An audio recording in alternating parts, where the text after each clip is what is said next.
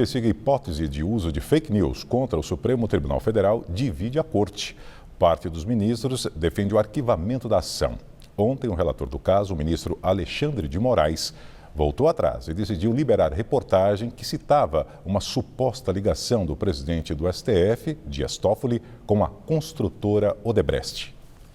Entidades de imprensa comemoraram a decisão do ministro Alexandre de Moraes, que revogou a censura que ele mesmo havia imposto aos sites da revista Cruzoé e O Antagonista. As publicações tiveram acesso a um documento da Lava Jato, no qual o executivo Marcelo Odebrecht afirmava que o codinome amigo do meu pai, encontrado em documentos da empreiteira, se referia a Dias Toffoli, na época advogado-geral da União do governo Lula. Em nota conjunta, a Associação Nacional de Editores de Revistas e a Associação Nacional de Jornais disseram que a decisão restabelece o princípio maior da liberdade de imprensa e que, neste episódio, a sociedade brasileira, de maneira quase unânime, mais uma vez demonstrou que repele toda e qualquer forma de censura aos meios de comunicação. A Associação Brasileira de Jornalismo Investigativo, a Abrage, afirmou em postagem que espera que nunca mais a suposta difusão de fake news seja usada como pretexto para restringir o trabalho de jornalistas. Como bem demonstra o recuo do ministro Alexandre de Moraes, não é papel do judiciário definir o que é notícia ou não.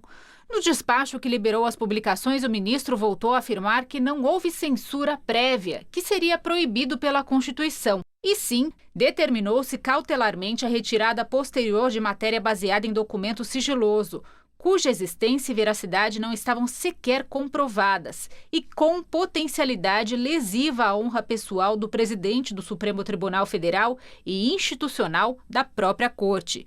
E que depois comprovou-se que o documento sigiloso citado na matéria realmente existe, apesar de não corresponder à verdade o fato que teria sido enviado anteriormente à PGR para a investigação. Disse também que na matéria jornalística ou seus autores anteciparam que seria feito pelo MPF do Paraná em verdadeiro exercício de futurologia ou induziram a conduta posterior do parquê. Tudo, porém, em relação ao documento sigiloso somente acessível às partes no processo que acabou sendo irregularmente divulgado e merecerá a regular investigação dessa ilicitude. E concluiu: diante do exposto, revogo a decisão anterior que determinou ao site O Antagonista e à revista Cruzoé a retirada da matéria intitulada O Amigo do Meu Pai nos respectivos ambientes virtuais. A decisão de Moraes veio depois de 3 dias de muitas críticas, inclusive dos próprios ministros do Supremo, que se manifestaram publicamente contra a censura. O decano Celso de Mello divulgou mensagem que dizia que qualquer tipo de censura, mesmo que ordenada pelo Poder Judiciário, mostra-se prática ilegítima e intolerável. Se posicionaram na mesma linha a ministra Carmen Lúcia, Luiz Roberto Barroso e Marco Aurélio Mello.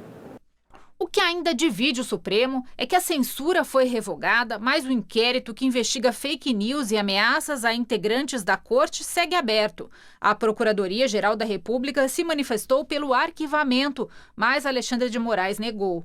No Supremo e entre juristas, há o entendimento de que uma investigação como esta deveria ser conduzida pelo Ministério Público Federal e não pelo Judiciário.